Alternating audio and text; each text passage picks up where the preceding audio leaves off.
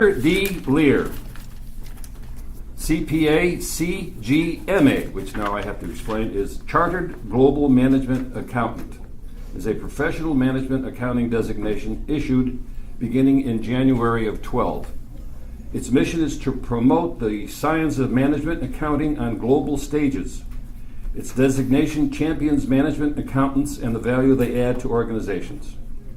Peter was appointed the interim city manager for Northport, April 4 of this year. Subsequently offered the city manager position, which became official this past July 13th. Prior to his appointment as the city manager, he served as the finance director for the city since January of 11. Previously, Mr. Lear was the accounting manager for Northport, where he served from May of 08 to January 11, when he was appointed interim finance director. Prior to joining the city of Northport, Mr. Lear was in public accounting as both an auditor and tax preparer from 1998 to 2008. Mr. Lear is a graduate of the University of South Florida, where he received a Bachelor of Science in Business Administration. He earned a Master's of Accountancy from the College of Business at the University of South Florida. Prior to attending USF, Mr. Lear served in the United States Army from January 89 to January 95. 6 years? Yes. They had 6-year hitches? They did. Or would you just do 3 and 3? No, they did 6 right off the bat. And then you didn't have to do the reserves?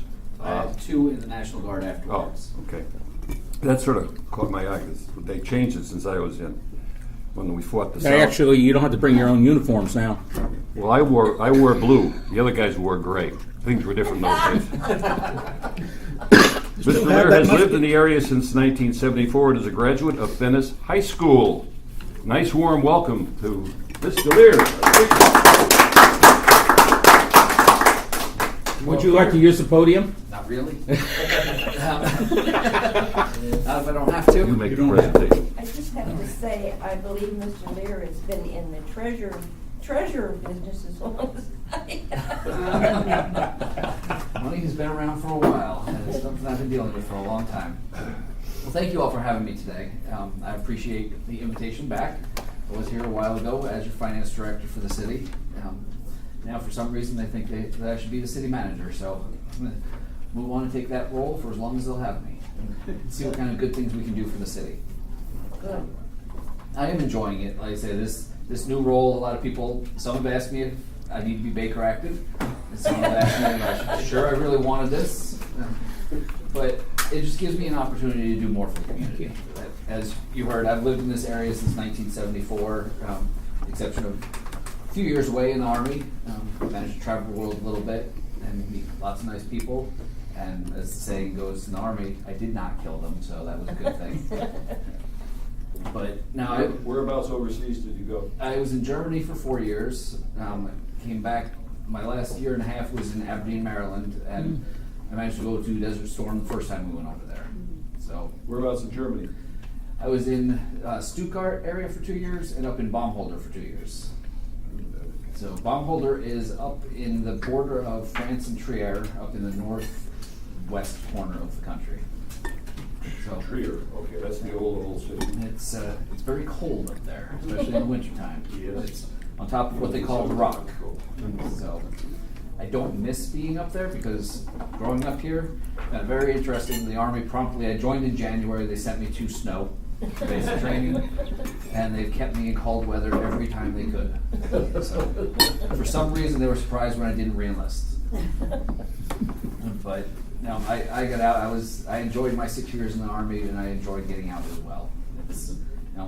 It was very rewarding, but I wanted to go to college. I wanted to come back to be an accountant. What was your specialty, sir? I was in maintenance supply. So G4. it was yeah. Yep. So I was in G4 Fort Dix. there you go. I was a paper pusher. Like I say, I enjoyed the time in the Army. I wouldn't trade it for anything, and it was just my time was up. So I was ready to get out and come back, and this is where I am today. Our community, as you all hopefully are aware, we had a newcomer day on Saturday. That was one of 3 events going on Saturday that the city had going on. We started about a small community and trying to rebuild it. We had a ribbon cutting for the Biscayne intersection improvements, which were a long time coming. Approximately a $900,000 project to improve about 1.5 miles of intersection, or the medians down Biscayne. It looks nice now. It will look even nicer once all the plants grow in. Obviously, you all have put plants in the ground before. You know they start off really small and then eventually they look really nice. So that's where those are right now. Then we had the newcomer day, and right as that was ending, we had another ribbon cutting for the multipurpose fields at Butler Park. So that was a very nice event, joint event with the county, because they will be managing the parks. We build them, we own them, but they get to do all the scheduling and everything for them. So those were a major improvement that was done to that area, because anybody that had been out there knew the baseball fields that were there were looking a little run down. The building itself needed to just be, I really think they just pushed it over. I don't think they really needed to use any equipment to knock it down. 2 or 3 guys. I think they just drove by it and the wind just knocked it over. It wasn't much sturdier than that at that time. Thank you very much. But so that was our Saturday. Was a pretty big day. Earlier in the week, if any of you were out there, I believe Mr. Rouse was there at the fire grand opening. We opened a brand new fire station, 85. That was to replace the trailer that was the end of Price Boulevard. So it's a beautiful facility. If you haven't been there, you should go by and take a look. It's very nice. It's now the home to a bunch of our firefighters, and like I say, it's very nice. It's a gem for the community. There's a nice piece of property next to it that when we bought the property for the fire station, allowed us to have expansion, not so much to make the fire station bigger, but possibly add a park onto there or some other type of asset for the city sometime in the future. How exactly do you get there? I can't figure it out. If you go down Price Boulevard and turn right at Biscayne, into the corner, I believe it's Ponce de Leon and Biscayne. Right. Straight up this came from here. You want to go after this? It's on my way home. I'll follow me, I'll take you there. No, I had the occasion this morning to talk to Chief Taft, Okay.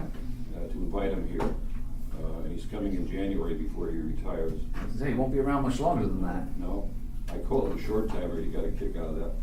And he said anytime we want a tour of that facility, just call up Titus. Yeah, just give him a call. Yeah. We can Hopefully it's do a not a box 3-hour lunch on a tour. Wednesday.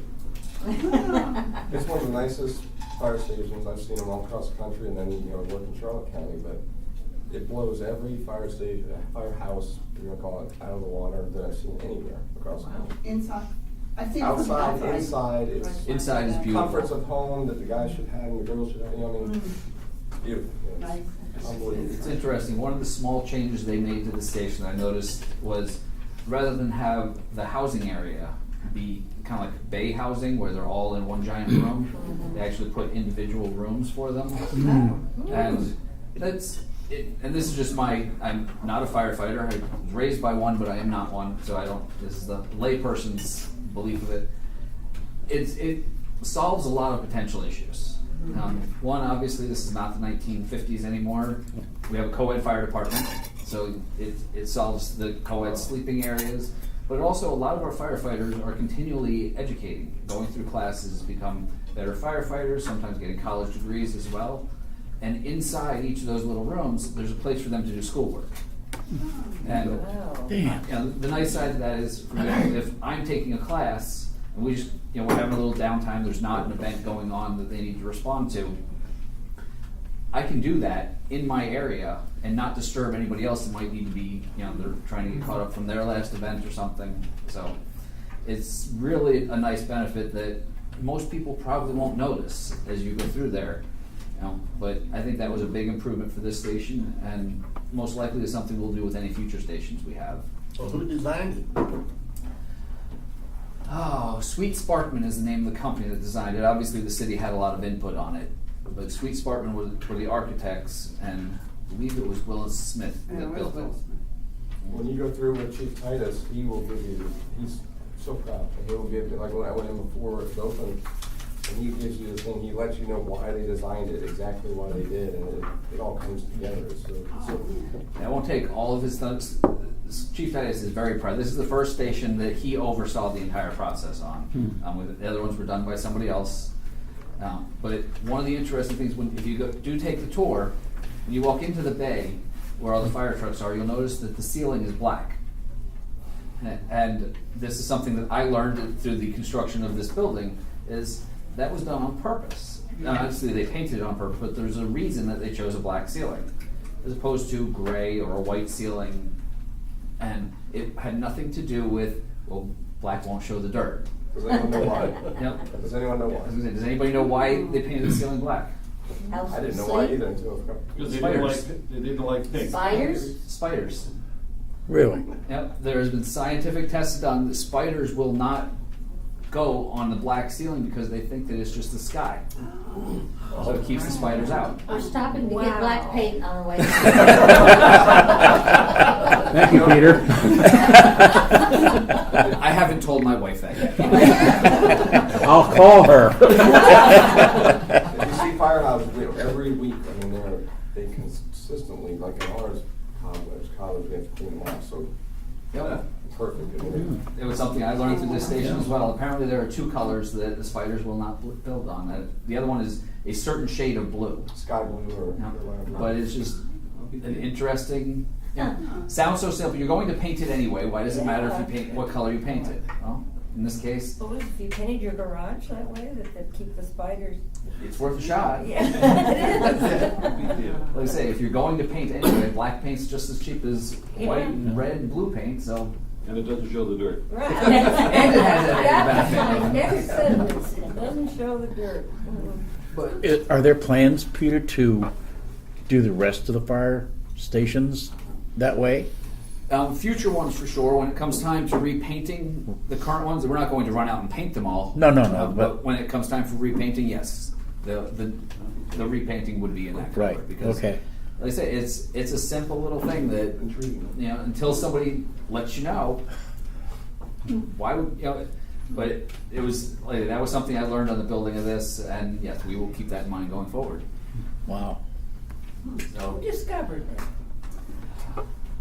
I don't know. I don't know who to give credit for, so I'll give Scott Titus credit for it because He invented it. Yeah. that's the one that I heard. But it was funny is because when they were designing that, and somebody mentioned it to me, and they mentioned the reason why, I'm like, that's not true. You're just full of it. I mean, come on. Keep pulling your leg. No. So I Googled it. Did what anybody else would do. Looked it up, and there's all kinds of articles on it out there, and it is true. Because if it's on the internet, it's true, right? Yeah. Bonjour, yeah. Oh, Wikipedia, isn't it? But it wasn't just one article. There was a lot of background on it. Wow. Very interesting. I live on Biscayne, and thank you, it looks much better now that it's all finished. It does. I think it's Beautiful. It looks very nice, and it will only get better. It was designed to be sustaining, good Florida-friendly items in there. There's irrigation in there. We put curbs to keep the mulch where it's supposed to be, not out in the road. Should be very nice. It looks There great. was a letter to the editor Oh, I in read regards that. to not supporting that. Why spend that much money for that when there are other needs? Yeah. And I will tell you, no matter what we decide to do, and the commission will approve projects and not approve projects, with 67,000 plus people in the community, there's going to be somebody who's going to write a letter to say, why are you doing that? and that's okay. That's what that's what our whole government is set up for, is let us know what you like and what you don't like. Peter, what's we have 67,000 people. What is actually the number of dwellings that have been constructed in Northport? Do they ever residential I don't know the dwellings? total number. Interesting you mentioned. I was just looking at an item we're working on in the city, which is making all of Northport actually Northport, as opposed to there's a certain section that'll go unnamed that is actually still called Venice. We are working to correct that. In that particular area, in 2009, there were 328 homes up there, and there are now 1,900 and something. Wow. So, and that's all in just one area. But don't those people that live there want it to remain Venice? We won't talk about those people. Because they don't want Northport as their address. I heard That's that. not all true either. It's we have been working hard to change that perception. Yeah, yeah. Holding city events up there, doing community outreach in that area, letting them know that they are actually Northport. I had quite the heated conversation with a realtor up there about it, because I do not currently live inside the city. I am a whole half a mile outside of the city. But with my position, I am required to live in the city, so I'm moving. So I was speaking to a realtor in that area, and he had no idea what I did for a living or where I worked or anything. And he let me know that they were in Venice, and I promptly let him know that no, they were not. And he said, but that's our postal address, and I said, I don't care. And I said, who do you think that you pay your taxes to? Who picks up your trash? Who provides your water? All these community services. He said, well, technically, technically we might be for tax purposes in Northport. I said, I'm pretty sure you're in Northport for all purposes except for what you write on an envelope. Which one do you think happens more often?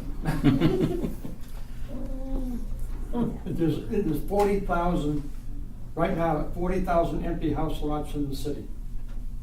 It used to be 60.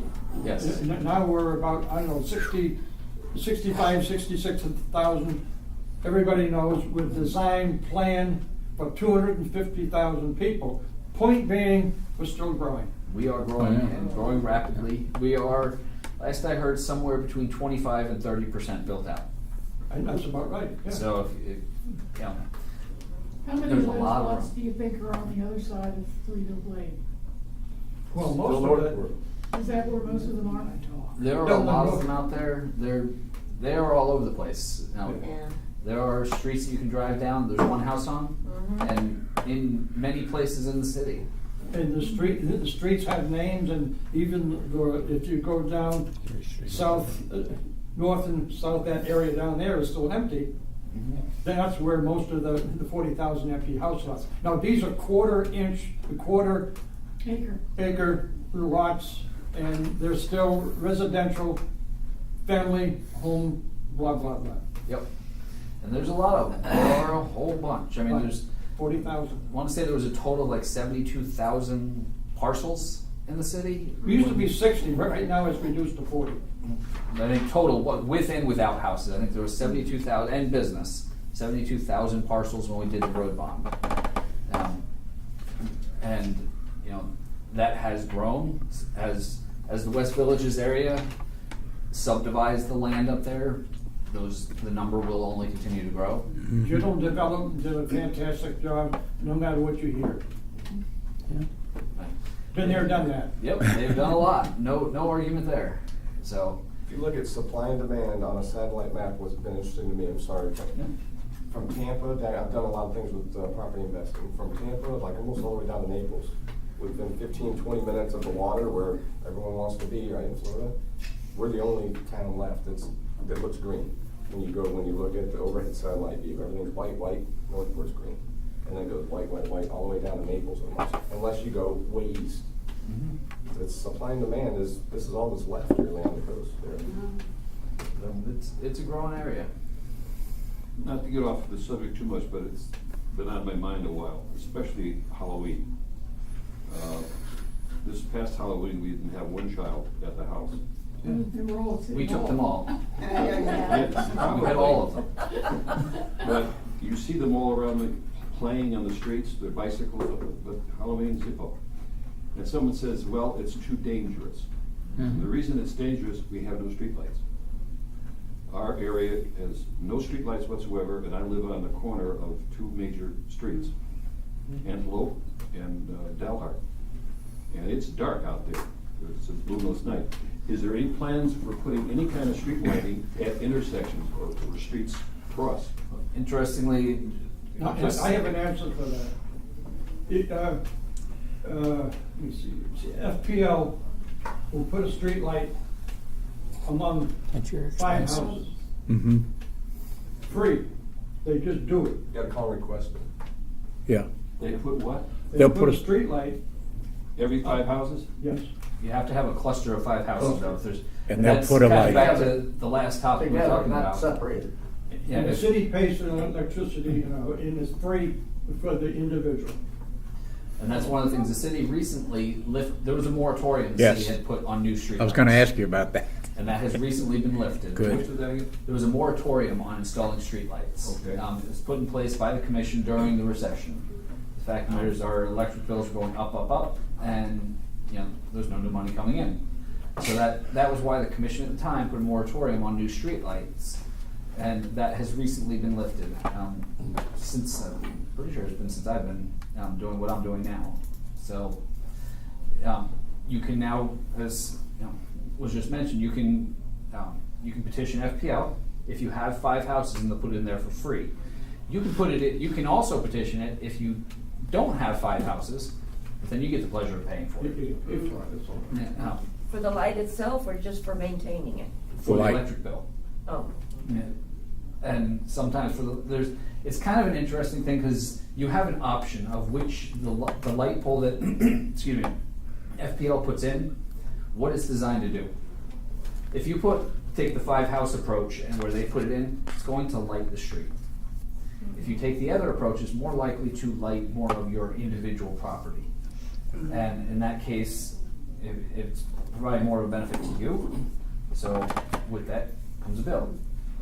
It provides more of a benefit to the street as a whole from multiple houses than the city gets the bill. My neighbor has that right behind us. It's almost in their front yard, and it looks like a stadium light.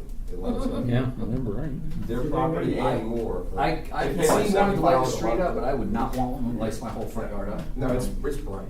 It is. Bright, yeah. Well, problem a couple of weeks ago, I said I live on Biscayne and about Allen, and crossing the jockey club. And some poor soul came out of the jockey club, and I guess because they couldn't see, because it is pretty dark in there, they started going down the wrong way down Biscayne. I hear all these horns honking, and I went outside to see what was going on, and they finally did a crossover and got back over on the right-hand side. It is really dark in there, and people coming out of there, especially with the median, they get confused, and they're going the wrong way. I did that in daylight. That happens too, but But I mean, it's worse at night, but that area in there really could use a light, because it is quite dark. Seems to I mean, me I that's had to densely come out of the populated, jockey too. club myself, trying to get through there and see, and it's really dark in that area, and that's the main drag in Northport. And I will tell you, we are looking at places to put lights in, but I will also tell you, we're almost 105 square miles in the city. We cannot be all places at once, and I tell everybody the same thing on this.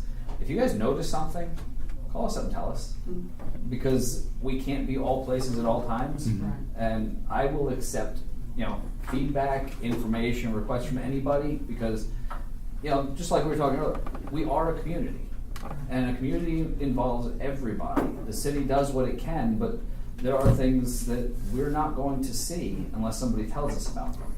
Those exact same sentiments came from Chief Vestbrook not too long ago.